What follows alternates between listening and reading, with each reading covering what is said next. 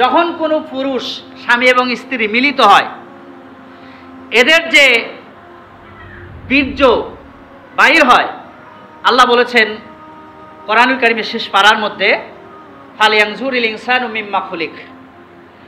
এই আয়াতের মধ্যে আল্লাহ এই কথা বলেছেন, যখন বীর্যগুলা নারীর মধ্যে আসে, এইগুলা থেকে সন্তান হোক আর না হোক, সন্তান যদি অফ করেও রাখে তাহলেও এখান থেকে প্রোটিন তৈরি হয়, সেল তৈরি হয়, কোষ তৈরি হয়, প্রোটিন তৈরি হয়।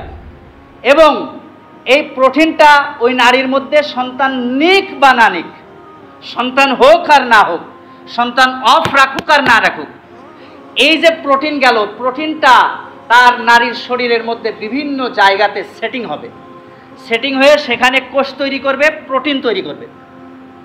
এবং একজন পুরুষের প্রোটিন, ভালো করে বোঝার চেষ্টা করেন, যখন কোনো মহিলার ফার্স্ট মেন্স হয়, মাসিক হয়, তখন এই প্রথম মাসিকে ওই পুরুষের যে প্রোটিন শরীরের মধ্যে ছিল 33.33% ওই প্রোটিন ক্ষয় হয়ে যায় প্রথম মাসিকে, অর্থাৎ 33.33% প্রোটিন ক্ষয় হয়ে যায় 100-র ভিতরে। তার মানে ওই পুরুষ আগে ছিল, মারা গেছে, কিন্তু তার যে শক্তি, তার যে প্রোটিন ওই মহিলার মধ্যে আছে। এখন প্রথম মাসিক হলো, মাসিকের সাথে সাথে 33.33% প্রোটিন ব্যয় হয়ে গেল।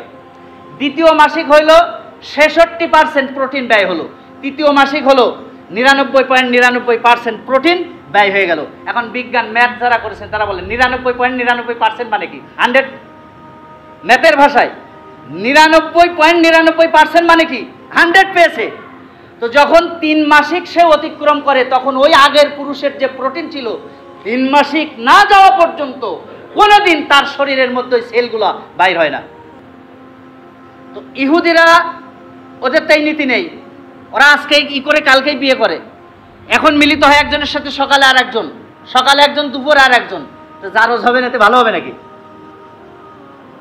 জারজই হবে, যেহেতু আগের পুরুষের প্রোটিন আছে, আবার প্রোটিন ঢুকলো। কথা কি বুঝতে পারছেন?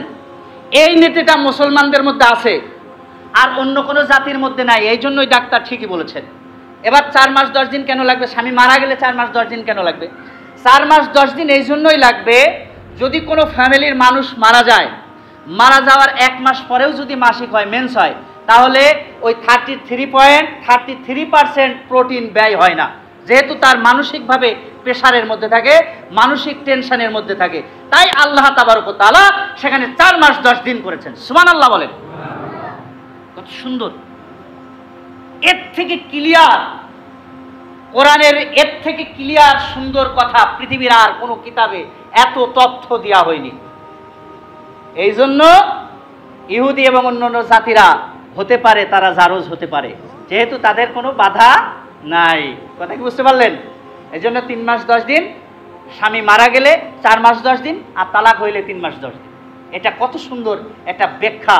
বিজ্ঞান আজকে ব্যাখ্যা করে অবাক হয়ে যাচ্ছে। বিজ্ঞান ব্যাখ্যা করে অবাক হয়েছে। বিজ্ঞান বলছে যে আমার স্বামী মারা গেছে, কাল বিয়ে করবো, তাতে সমস্যা কি? 3 মাস 10 দিন কেন থাকতে হবে? তো যখন ব্যাখ্যা করলো, দেখলো মারাত্মক কথা।